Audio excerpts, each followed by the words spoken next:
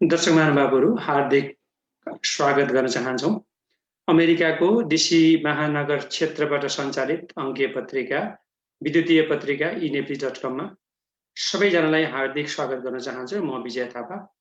आज पनि हामी साप्ताहिक कार्यक्रम साप्ताहिक रूपमा सञ्चालन भइरहेको इमिग्रेसन अर्थात् अध्यागमन सम्बन्धी र यसैको सेरोफेरोमा रही आज यहाँहरूसँग पनि नयाँ ताजा जानकारीको साथै यहाँहरूका जिज्ञासाहरूलाई हामी सम्बोधन गर्नेछौँ र अधिवक्ता बन्दिता शर्मा दाहालजीलाई eNepli पुनः एकपल्ट हार्दिक स्वागत गर्न चाहन्छु।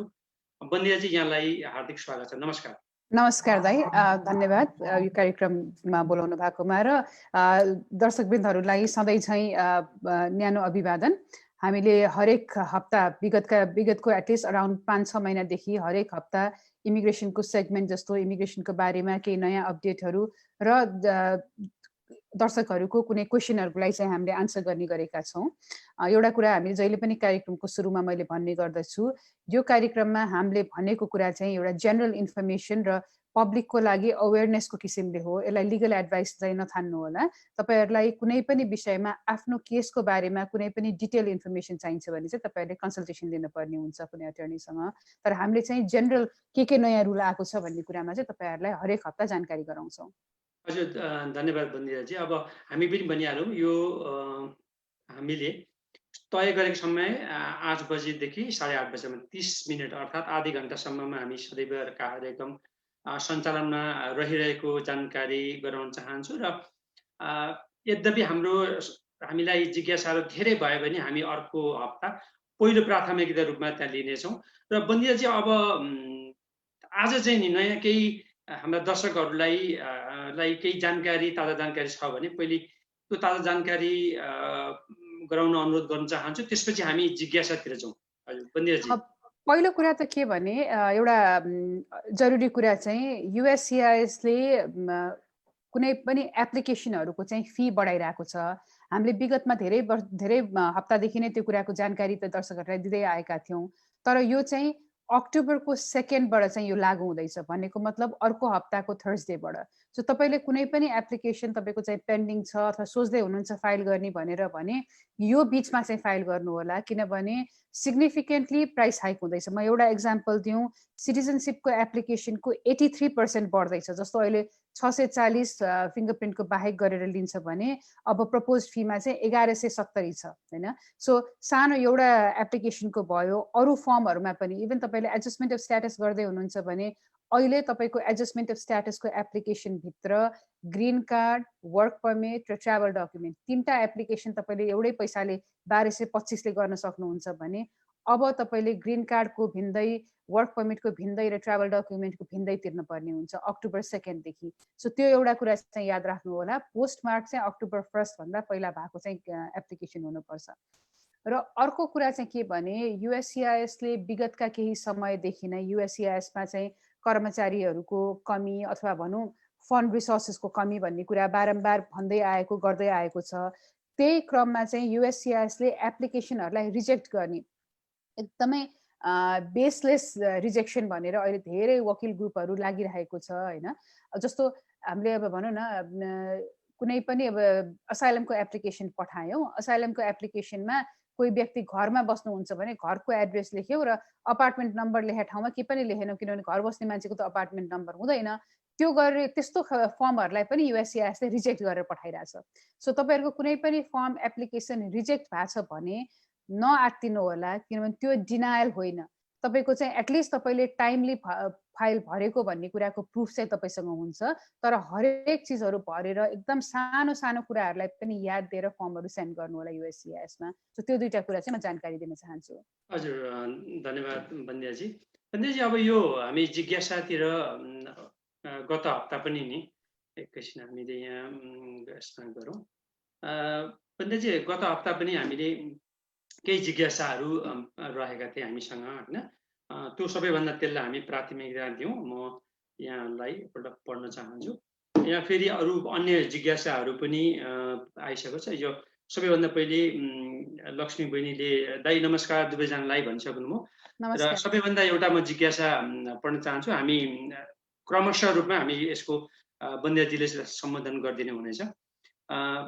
यो जिज्ञासा चाहिँ नाम उल्लेख गर्न चाहनु भएन, महिलाको छ। अपस्टेट न्युयोर्कमा ज्वाइँ हुनुहुन्छ अथवा फिजिक्समा पिएचडी गर्दै हुनुहुन्छ।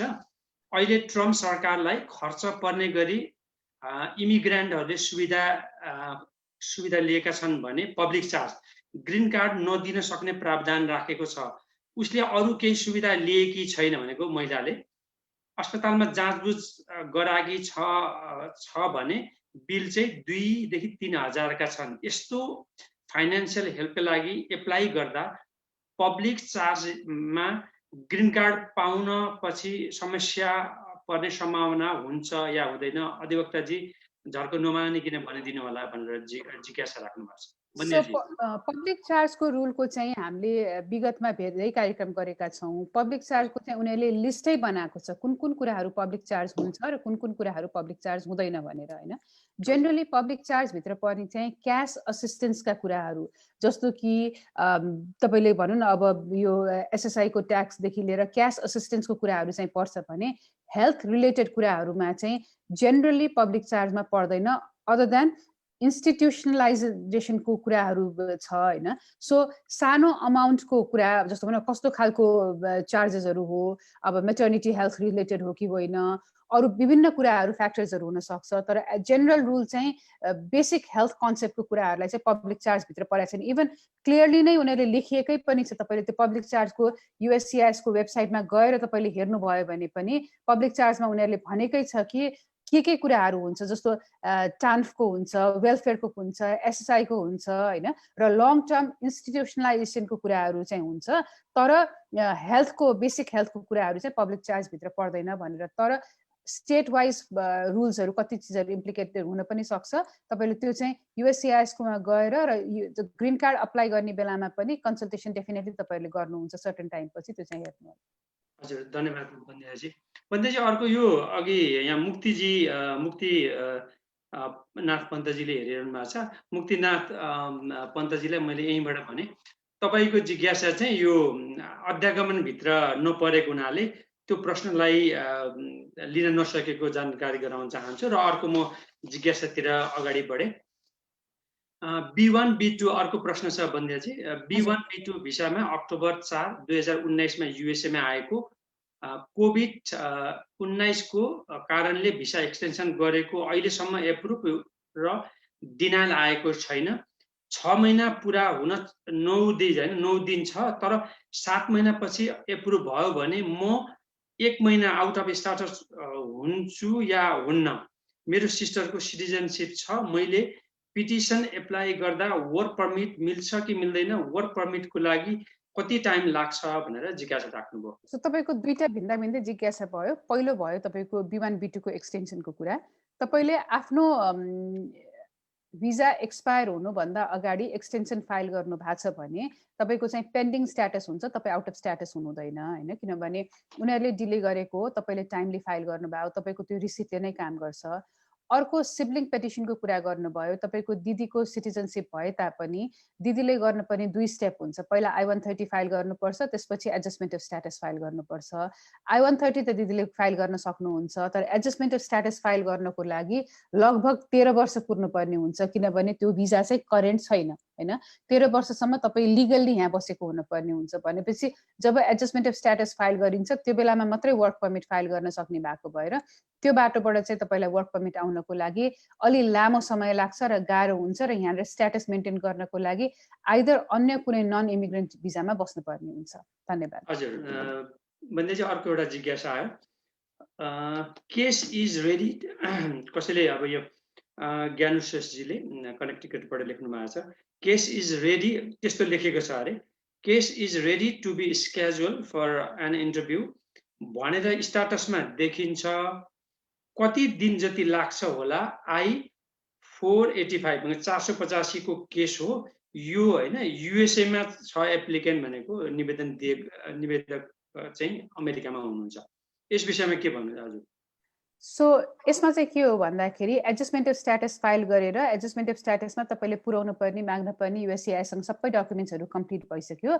अब आइदर इम्प्लोइमेन्ट बेस थ्रुबाट अथवा फ्यामिली बेसबाट चाहिँ तपाईँले ग्रिन कार्डलाई अप्लाई गर्नुभएको थियो। अब उनीहरूले तपाईँलाई इन्टरभ्यू लिनको लागि उनीहरू रेडी भयो भन्ने जानकारी दिएको हो। पहिला पहिला यो आइसकेपछि विदिन 8 विक्स जस्तोमा इन्टरभ्यू स्केड्युल हुन्थ्यो।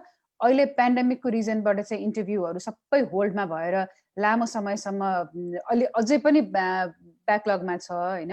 बल्ल अब सिटिजनसिपको इन्टरभ्यूबाट सुरु गरेर अरू एडजस्टमेन्ट अफ स्ट्याटसको चाहिँ बल्ल बल्ल अलिअलि फाटाफुट्टा गर्दैछ। सो अहिलेको टाइममा चाहिँ प्रेडिक्टेबल हुँदैन, किन मेरो कतिजना क्लाइन्टहरूको विगतको 4 महिनादेखि रेडी टु बी इन्टरभ्यू भनेर लेखेकोमा पनि इन्टरभ्यू आएको छैन। हजुर बन्देजी, अर्को पनि एउटा कपिल खतिवडाले लेख्नु, hello ma'am, any update from the last week about immigrant visa processing I-30 that was pending court approval भनेर सोध्नु भयो। त्यसमा अपडेट छैन कपिलजी। म तपाईँहरू सबैजनालाई जब अपडेट आउने बित्तिकै म जानकारी दिन्छु। अस्ति मैले विगतको हप्तामा मैले भनेको थिएँ विभिन्न किसिमको केसहरूको लागि चाहिँ मुद्दा हालिएको थियो होइन। ट्रम्प प्रशासनले जुन कुरा रोकिएको थियो त्यसमा हालिएकोमा डिभी लटरीहरूको चाहिँ अहिले भन्दा आई थिङ्क 2 हप्ता जति अगाडिको जानकारीमा थियो के अरे डिभी लटरीको केसलाई चाहिँ अगाडि सुनवाई गर्ने भनेर भनिएको छ। अरू केसहरूलाई चाहिँ अहिले प्रायोरिटी दिएको छैन, तर पनि अझै अपिल गरेर फर्दर गइरहेको छ। कुनै पनि कुरा आउने बित्तिकै म तपाईँहरूलाई जानकारी दिन्छु।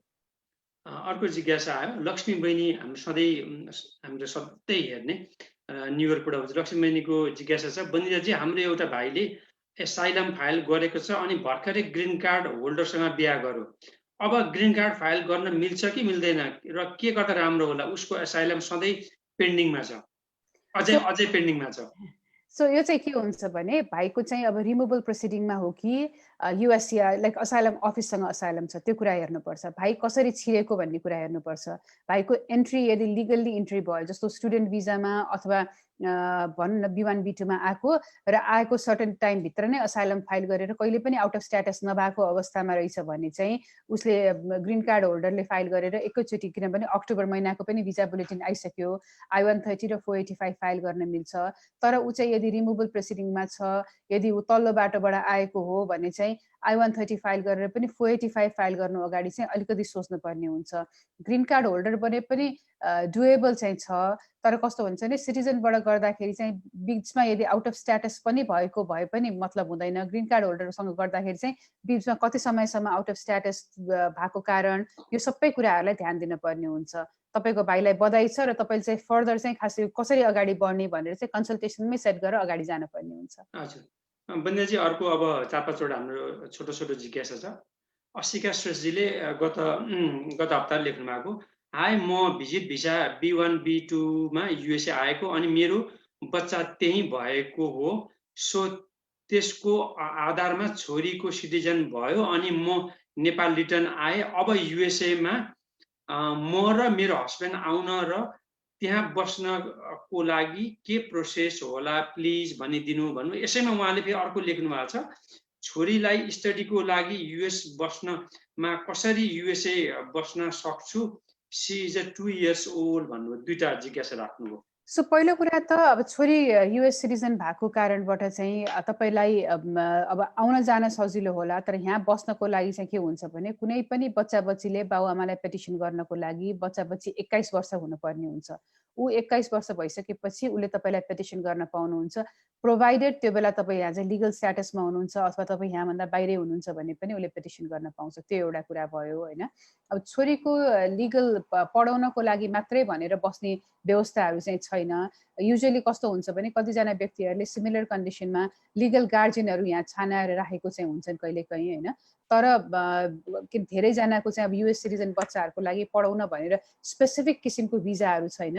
तपाईँहरूले चाहिँ एक्सप्लोर गर्न सक्नुहुन्छ नन इमिग्रेन्ट अरू भिजाहरू, जस्तो स्टुडेन्ट भिजा एकअर्काले लिएर अथवा भनौँ न मेबी अब H1 भिजामा बसेर सर्टेन टाइमसम्म चाहिँ कटाउन सक्नुहुन्छ। तपाईँको अब आफ्नो ब्याकग्राउन्ड के छ त्यो कुराहरूले पनि फरक पर्छ। अर्को जिज्ञासा छ, जयन्त पाण्डेजीले लेख्नुहुन्छ, मेरो भाइ 2016मा आएको हो, पेपर वर्क सबै भयो तर खै आएको छैन, कहिलेसम्म हुन्छ होला प्लिज। तर के पेपर वर्क भयो र के अप्लाई गरेको भन्ने कुरा भएन। तपाईँले चाहिँ पेपर वर्क अप्लाई गरेर लाइक अब ग्रीन कार्डको लागि अप्लाई गरेर ग्रीन कार्ड अप्रुभ भएर ग्रीन कार्ड आएको छैन भन्नुभएको हो कि अथवा असाइलमको अप्रुभ भएर असाइलमबाट आउने पेपर आएको छ कि भन्नुभएको कि म त्यो अलिकति बुझिनँ, त्यो क्लियर भयो भने चाहिँ मैले भन्न सक्छु। हजुर जयन्ती पाण्डेजी, तपाईँले अब अझै व्याख्या गरिदिनु पर्यो अनि त्यसपछि हामी के कुरिरहनु भएको छ भन्ने कुराको जानकारी चाहियो।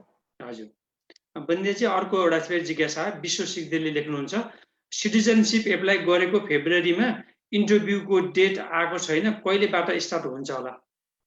सो फेब्रुअरी भन्यो भने चाहिँ अलिकति अर्ली नै भयो। नर्मल सिचुएसनमा पनि चाहिँ अराउन्ड 7-8 महिना जति चाहिँ सिटिजनसिप एप्लिकेसनको लागि चाहिन्छ होइन। ठाउँ हेरिकन यहीँ पनि अब भर्जिनियामा र मेरील्यान्डमा फरक छ। भनौँ न 8 महिनादेखि 1 वर्षसम्म लागेको छ सिटिजनसिप एप्लिकेसनको। बिचमा पेन्डेमिकको कारणले गर्दा मार्च, अप्रिल, मे, जुन, जुलाईसम्म जस्तो नै रोकियो होइन। जस्तो हाम्रै कतिजना क्लाइन्टहरूको अप्रिलमा भएको स्केड्युल भएको डेटहरूलाई चाहिँ चेन्ज गरेर गएर अस्ति अगस्तको फर्स्ट विकमा भयो भनेपछि 4-5 महिना त्यहाँबाट होल्ड हुन्छ। सो अहिले बल्ल सिटिजनसिपको चाहिँ अगस्तको सर्टेन विकबाट चाहिँ खुलेर अब इन्टरभ्यूहरू हुन थालिरहेको छ। फेब्रुअरीमा भनेपछि मेबी तपाईँको चाहिँ यो अब कि डिसेम्बरसम्म कि नभए नेक्स्ट इयरको जनवरी फेब्रुअरीमा हुन सक्ने हुन्छ जस्तो लाग्छ मलाई। अर्को जिज्ञासा कल्पना भट्टराई अधिकारीले सोध्नुहुन्छ मेरो हस्बेन्ड सिटिजनसिप हुनु भएको 3 वर्ष कम्प्लिट भयो, म ग्रीन कार्ड हो, म कहिले सिटिजन एप्लाई गर्ने भन्नु? तपाईको ग्रीन कार्ड कसरी भयो? तपाईको युएस सिटिजन हस्बेन्डले यदि अप्लाई गरेर तपाईले ग्रीन कार्ड पाउनु भएको भए चाहिँ तपाईको 3 वर्षमा तपाईले सिटिजनसिप लिन पाउनुहुन्छ। यदि तपाईको युएस सिटिजन हस्बेन्डले होइन, तपाईले चाहिँ अब तपाईको हस्बेन्ड ग्रीन कार्ड हुँदाखेरि नै पाउनु भयो अथवा अन्य कुनै कारणबाट ग्रीन कार्ड पाउनु भयो भने चाहिँ तपाईले 5 वर्ष कुर्नुपर्छ। बन्देजी यहाँ के भनेछ भने मेरो हस्बेन्ड सिटिजन हुनु भएको नै 3 वर्ष कम्प्लिट भयो भनेछ। 3 वर्ष पुरा भयो। त्यही त त्यो कुरामा के भन्यो उहाँको अब त्यहाँ कहिले बिहा भएको त हामीलाई थाहा छैन।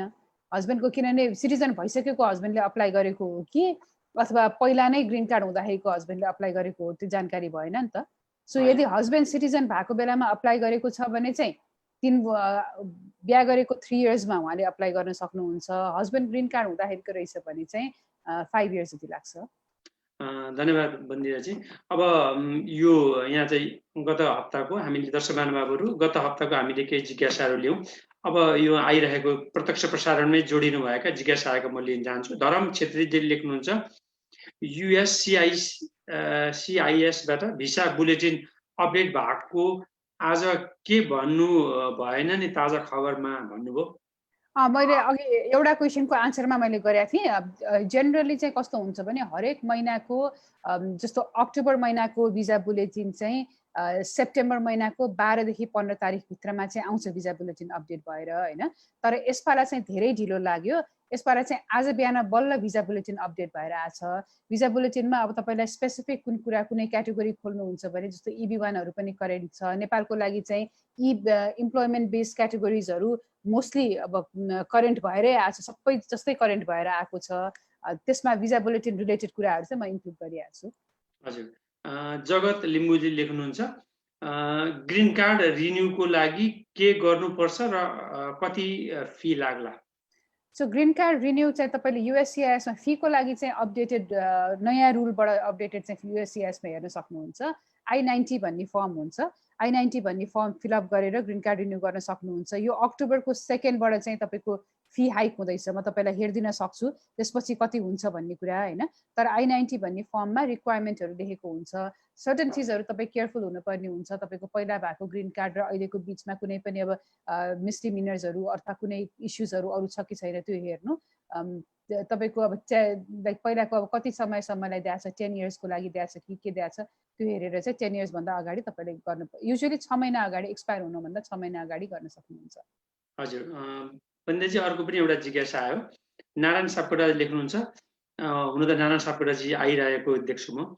मेरो एसाइलम NYC न्युयोर्कबाट होला होइन, NYCबाट 2018मा डिसेम्बरमा एप्रुभ भएको हो अनि मैले मेरो वाइफ र छोराछोरीको I-730 भनेको 730 2018मै फाइल गरेको एप्लिकेसन टेक्सासमा बाट होइन अझसम्म फिस वेब मात्र भन्छ, अझ कति लाग्छ होला भन्नु। सो हामीले अस्ति पनि तपाईँको यो आन्सरको चाहिँ हामीले यो क्वेसनको आन्सर हामीले गरे जस्तो लाग्छ मलाई। यो प्रोसेसिङ टाइमको हामीले कुन सेन्टर हो भन्ने कुरा हेरेर गरेका थियौँ जस्तो लाग्छ होइन, किनभने फर्स्ट टाइममा पनि थियो, सेकेन्ड टाइममा पनि तपाईँले सोध्नु भएको थियो। युजुअली प्रोसेसिङ टाइम चाहिँ लामै लागिरहेको छ। मैले लास्ट टाइम पनि तपाईँलाई आई बिलिभ टेक्सस सर्भिस सेन्टरको प्रोसेसिङ टाइम मैले भनिदिएको थिएँ जस्तो लाग्छ। Let me look at it, म एकचोटि फेरि हेरिदिन्छु, किनभने अहिले अपडेट भयो कि मैले लास्ट टाइम कुरा गरेर अहिलेमा अपडेट भएको छ कि। Let me just see.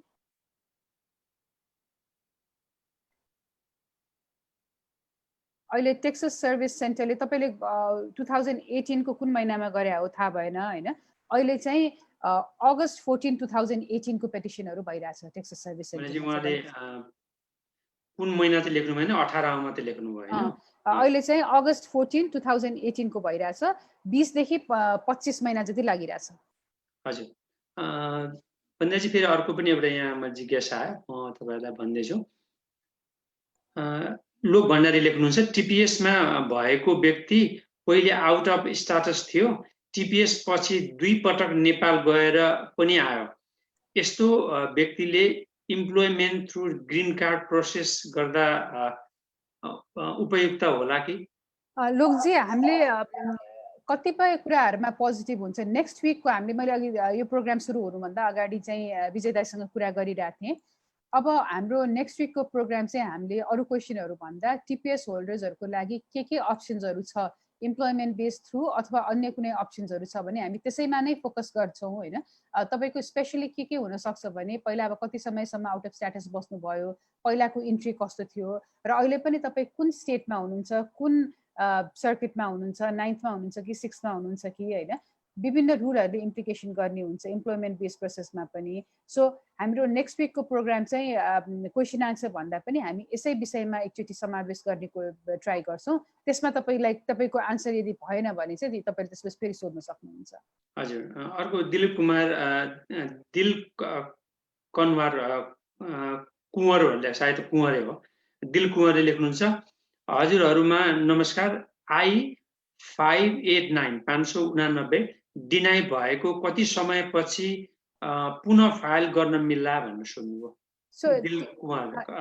यति नै समय भन्ने छैन दिल कुमारजी।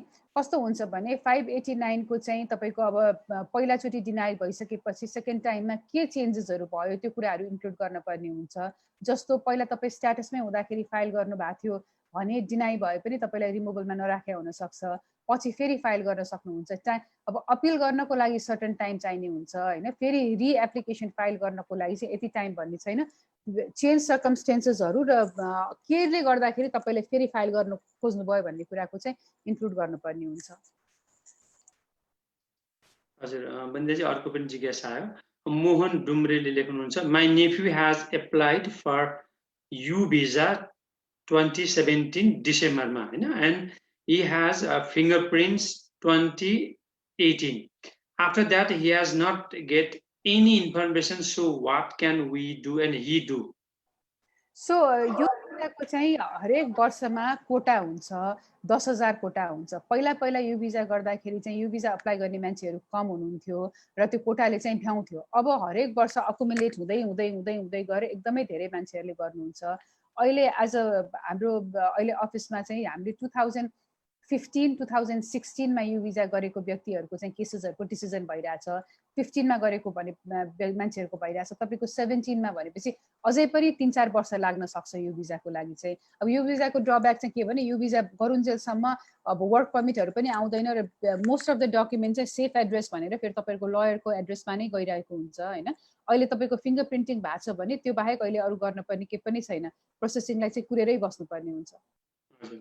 भन्दै चाहिँ अर्को पनि जिज्ञासा यहाँ आयो, मित्र खतिवडाले सोध्नुहुन्छ, नमस्कार हजुर, म भिजिट भिसामा आएको मेरो 6 महिना भिसा सक्यो, कोभिड-19 को कारण म्याद थपको निवेदन गरेको छु। अब अक्टोबर 18 मा मेरो एक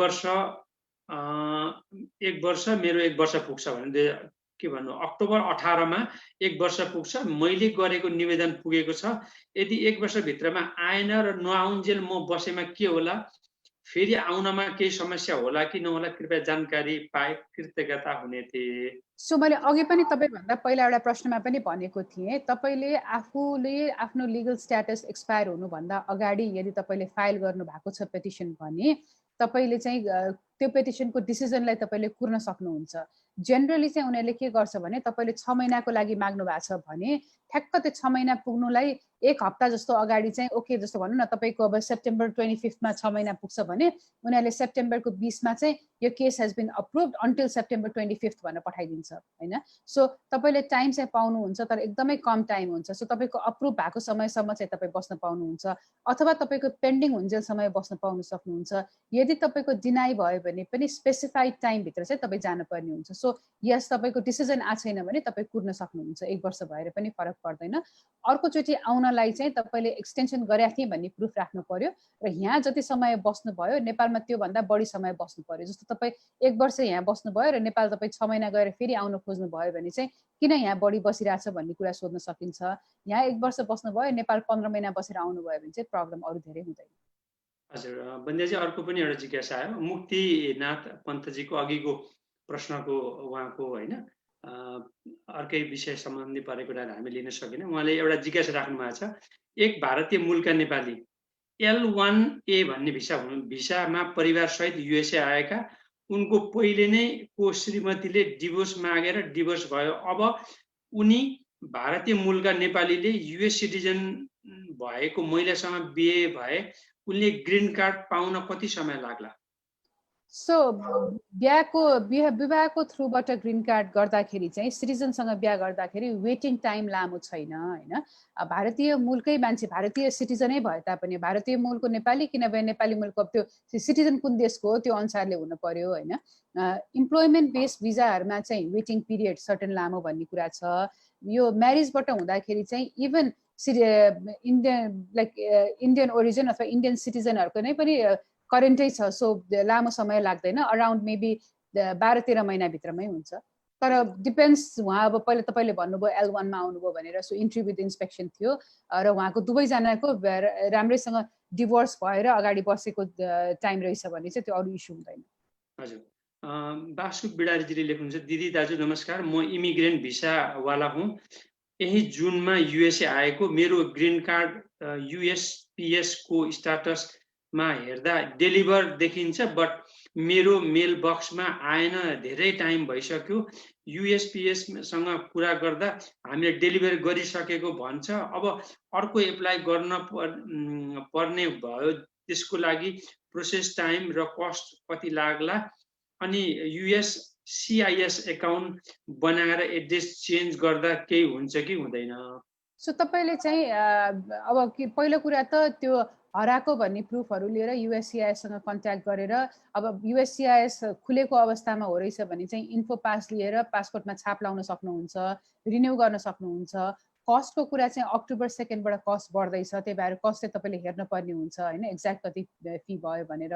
तर प्रोसिडियर कुरामा चाहिँ तपाईँले तपाईँको केस स्पेसिफिक कन्सल्टेसनै गर्नुभयो भने हुन्छ, किनभने तपाईँको अब जुन पासपोर्टमा लगाइएको छाप चाहिँ 6 महिनाको लागि लगाइएको हुन्छ, त्यो छाप सकिन लागेको छ कि छैन, तपाईँले पासपोर्टमा चाहिँ 551 स्ट्याम्प लगाउनु पर्ने हुन्छ र ग्रीन कार्ड रिन्यू गर्नको लागि चाहिँ एप्लिकेसन दिनुपर्ने हुन्छ। हजुर, धन्यवाद। कान्छीपुनजीले सोध्नुभयो, 21 भनेको 21 एजको नानीहरूको एप्लाई गरेको 3 वर्ष भयो, इन्टरभ्यू डेट लिन बाँकी छ, कहिलेसम्म सम्भव होला? कान्छीपुनजीले सोध्नु। तपाईँको 21 वर्ष पुगिसकेको बच्चाहरूको चाहिँ 3 वर्ष भयो अरे, एप्लाई गरेको नै 3 वर्ष भयो भने एडजस्टमेन्ट अफ स्ट्याटस गरेको हो कि काउन्सिलर प्रोसेसिङ गरेको हो, उहाँहरू यहाँ हुनुहुन्छ कि नेपालमा हुनुहुन्छ? जस्तो मैले अहिले भिजा बुलेटिन हेर्दाखेरि अब तपाईँ ग्रीन कार्ड होल्डर हो र तपाईँले 21 वर्षको उसको गर्नु भएको छ भने अहिले चाहिँ यो अक्टोबर महिनामा चाहिँ 2015 को जुलाई 8मा जसको अप्लाई गरेको छ त्यो व्यक्तिहरूको पालो आइरहेछ होइन। F2B क्याटेगोरीमा तपाईँले हेर्नुभयो भने अब 21 भन्दा कमको चाहिँ करेन्ट छ, 21 भन्दा बढीको चाहिँ 2015 को जुलाई 8 को भइरहेछ भने तपाईँले त्यो डेटसँग क्याल्कुलेट गर्नु, 3 वर्ष भने तपाईँको अर्को 2 वर्ष बाँकी हुन सक्छ। हजुर, धन्यवाद। दर्शक महानुभावहरूले नेपालबाट सब धेरै होइन यो कार्यक्रमहरू अस्ति त पोल्यान्डबाट पनि हेरिरहनु भएको थियो। सम्पूर्ण दर्शक महानुभावहरूलाई यी नेप्लिजको तर्फबाट यी नेप्लिज परिवारको तर्फबाट फेरि मुरी धन्यवाद दिन चाहन्छु।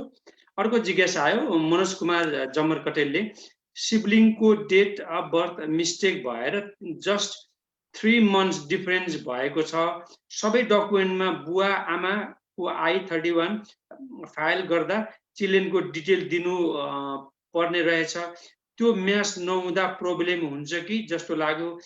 यस्तोमा के गर्न सकिएला? के डेट अफ बर्थमा नभएको चिल्ड्रेनको डिटेल्समा राख्दा हुन्छ होला? धेरै धेरै धन्यवाद। सो अब तपाईको पिटिसनमा चाहिँ सकिन्छ भने USCIS को फर्महरुमा करेक्ट गर्नु पर्यो। यदि मिस्टेक भएको छ भने मिस्टेक यो उहाँको पासपोर्ट पठाएर सही डेट चाहिँ यो हो भनेर करेक्ट गरेर इम्प्लिमेन्ट गर्दा त्यसलाई प्रोसेस गर्नु पर्यो, किन गलत डेट देखेर पठाउने कुरा त भएन हैन। डेट चाहिँ अपडेट गरेर पठाउनु पर्यो। हजुर, अब हामी दर्शक महानुभावहरु 3 मिनेट बाँकी छ। अब 2-3 वटा प्रश्न हामी लिन सक्छौं। पृथ्वी खनालजी यहीँबाट भर्जिनियाबाट आउनुभएको जिज्ञासा राख्नुहुन्छ र यी नेप्लिजको सबैभन्दा बेसी हेर्ने उहाँ नै दर्शक हो। I am a citizen but my kid has US passport. He was born in Nepal and is he US citizen automatically or he needs to apply citizen form? Please make it clear. So तपाई US citizen हुनुभयो, तपाईको बच्चाको चाहिँ अब तपाई citizen भइसकेपछि जन्मेको बच्चा हो रहेछ भने चाहिँ चाइल्ड एट बर्थ भनेरै तपाईले एम्बेसीबाट पासपोर्ट लिनु भएको होला हैन। त्यो भइसकेपछि चाहिँ उहाँ सिटिजनै हुनुभयो। अब मलाई के चाहिँ कुरा थाहा पाउनु पर्यो भन्दाखेरि तपाईको पासपोर्ट भइसकेको बच्चाहरूलाई चाहिँ नेचुरलाइजेसन सर्टिफिकेट धेरै केसहरुमा चाहिदैन, तर पनि 2-4 वटा ठाउँहरुमा जस्तो आर्मीमा अप्लाई गर्दाखेरि कति बेलामा चाहिँ यहाँ नेचुरलाइजेसनको त्यो एउटा फर्म माग्नु तपाईको एट बर्थ हो कि पछि हो भन्ने कुरा भयो। तपाई सिटिजन भइसकेपछि जन्मिनु भयो कि अथवा तपाई सिटिजन नहुँदै जन्मिनु भयो, त्यो कुरा अलिकति क्लियर गर्नु त। हजुर, मैले के भन्नु भएको छ दाइ? एकचोटी फेरि रिड गर्नु। I'm citizen but my kid has a US passport. Okay, US passport भनेपछि त सिटिजन भइसक्नु भयो नि त। तर कुन बेलामा? हजुर, अनि दाइ US pardon, he was born in Nepal and he हैन he उहाँले छुटाउनु भएको छ नेपाल he भनेको हो US citizen automatically or he needs to apply citizen form भनेर हैन। त्यो रहेछ भने चाहिँ उहाँको नेपालमै जन्मिए तापनि US सिटिजनशिपको डकुमेन्ट आछ भनेपछि तपाई सिटिजन भइसकेपछि उहाँ जन्मिनु भएको छ भने तपाईले पठाउनु पर्ने रिक्वायरमेन्ट के थियो भने तपाई सिटिजन भएपछि सर्टेन समयसम्म अमेरिकामा बसिसक्नु भएको छ, त्यसपछि बच्चा नेपालमा जन्मिएको छ भने सिटिजन एट बर्थै भयो। हजुर, यहाँबाट हुन्छ एकजनाले के भन्नुभयो भने त मेरो पहिलो सुरुमै प्रश्न थियो सायद छुटेको जस्तो भयो, एकपल्ट पढिदिनुस् न विजयजी भन्नुभयो, विजय सर भन्नुभएको छ। हजुर, कुँवर टेकले लेख्नुभयो ग्रीन कार्ड यही सेप्टेम्बरमा एक्सपायर भएको तर मार्च 2020 मा नै ग्रीन कार्ड रिन्युको एप्लाई गरेर फी सबमिट गरेको फिंगरप्रिन्टको एपोइन्टमेन्ट समेत दिएकोमा पेन्डेमिकको कारणले फिंगर प्रिन्ट क्यान्सल भएको अवस्था र यही सेप्टेम्बरमा एलएन कार्ड एक्सपायर भइसकेको अवस्थामा ट्राभल गर्न पर्यो भने के गर्नु पर्ला भनेर। धन्यवाद कुँवरजी, मैले अघि टेकजीले गर्नुभएको प्रश्न गर्नुभएको। सो तपाईले चाहिँ के गर्न सक्नुहुन्छ भने पासपोर्टमा स्ट्याम्प जुन किनभने तपाई सिटिजन ग्रीन कार्ड होल्डर भनेपछि ग्रीन कार्ड होल्डरको स्ट्याटस त भइहाल्छ, खाली कार्डको मात्रै एक्सपिरेसन हो। ट्राभल गर्नु अगाडि चाहिँ USCIS सँग इन्फो पास लिएर तपाईले चाहिँ 551 स्ट्याम्प लगाउन सक्नुहुन्छ। त्यो भयो भने तपाईको चाहिँ that would be a proof कि तपाई ग्रीन कार्ड होल्डर हो भनेर हैन। अझ ग्रीन कार्डलाई कुरिरहनु भएको छ भने किन अहिले पेन्डेमिकको टाइममा अब एक्सपेडाइट गर्ने बेसिस अब कति टाइम लाग्छ त्यो भिन्दै भयो, तर 551 स्ट्याम्प लिएर ट्राभल गर्न सक्नुहुन्छ तपाईले। हजुर, अब अन्तिम एउटा जिज्ञासा, हाम्रो समय पनि सकिएछ। शारदा छेत्रीजीले गजल लेख्नुहुन्छ कहिलेकाहीँ यहाँ इडी प्लिजमा। के लेख्नु भएको छ भने दुवै म्याडम सरलाई नमस्कार, मेरो क्वेसन अलिक फरक छ। मेरो कान्छो छोराको बिहा नगर्दै अप्लाई गरेको थिए, पछि उसले बिहा गर्यो र ग्रीन कार्ड 8 वर्षमा आएको थियो, बिहे भएको भनेर बीचमा इन्फर्म नगरेको भनेर अनि पछि डकुमेन्ट माग्यो र दुवैको पैसा पनि बुझाएको 2-3 वर्ष पछि रिभोक भयो। अनि रिभोक पेपर हैन डन मुभ भएकोमा पेपर पाइन, धेरै पछि वकिलको जाँच जाँदा हुँदैन भनिदियो। 1200 पैसा पनि बुझाएको, वकिलले फेरि एप्लाई गर भन्नुभयो। 2 वर्ष बित्यो, म डिसेबल भएपछि दिएन, के भएको हो? कुनै उपाय छ? हजुर, तपाईँको चाहिँ अलिकति कम्प्लिकेटेड छ शारदाजी। हजुर, एकचोटि कुरा नै गर्नुपर्ने हुन्छ। खालि के भन्दाखेरि तपाईँको पर्टिकुलर केसमा चाहिँ ग्रिन कार्ड होल्डरको चाहिँ आफ्नो बच्चाहरूलाई 21 एन्ड अबभ बच्चाहरूले यदि बिहा भयो भने त्यो केस चाहिँ यत्तिकै डिसमिस हुन्छ होइन। उनीहरूलाई बिहा नभएको भनेर लुकाइकन गएको भएर चाहिँ उनीहरूले सायद फ्रडमा राखिदिएको हुनसक्छ। फ्रडको कारणले गर्दा केस रिभोक भए हुनसक्छ। तपाईँ सिटिजन भइसकेपछि तपाईँले अप्लाई गर्न मिल्ने अथवा तपाईँलाई अरू कुराबाट ल्याउन सक्ने हुन्छ। यो पर्टिकुलर केसमा चाहिँ तपाईँले you do have to seek consultation लिएरै तपाईँले कुरा गर्नुपर्ने हुन्छ। हजुर। दर्शक महानुभावहरू, यहाँहरूले अहिलेसम्म आधा घण्टासम्म धैर्य धारण गर्दै होइन, धैर्यतापूर्वक इनेप्लिज तपाईँहरूले हेर्नुभयो। एकपटक फेरि इनेप्लिज परिवारको तर्फबाट मुरी धन्यवाद दिन चाहन्छु। आजको समय समाप्त भइसकेको छ। तथापि बन्देलजी केही भन्न चाहनुहुन्छ जाँदा जाँदै? पहिलो कुरा त त्यही हो, दर्शकवृन्दहरूलाई धेरै धन्यवाद। हामीलाई चाहिँ तपाईँहरू सधैँ माया गरी हामीलाई धेरै क्वेसन सोध्नुहुन्छ र त्यो क्वेसनले गर्दाखेरि हामीलाई हरेक हप्ता हामीलाई आउनको लागि हामी पनि जागरुक हुन्छौँ होइन। तपाईँहरूको क्वेसनहरू पठाउनु होला र हामीले भन्यौँ नेक्स्ट विकको हाम्रो फोकस चाहिँ टिपिएस होल्डर्सहरूको लागि यदि यो टिपिएस सकिएको अवस्थामा के अप्सन्सहरू एक्सप्लोर गर्न सकिन्छ भन्ने विषयमा चाहिँ हामी केही टच गर्न कोसिस गर्नेछौँ नेक्स्ट विकमा। सो त्यसलाई चाहिँ तपाईँहरू हेर्नु होला र तपाईँको साथीहरूलाई पनि हेर्नको लागि जानकारी दिनुहोला। हजुर, यति भन्दै सबैसँग बिदा चाहन्छौँ। नमस्ते बन्देलजी, नमस्ते। समस्त दर्शक महानुभावहरूलाई नमस्ते, धन्यवाद।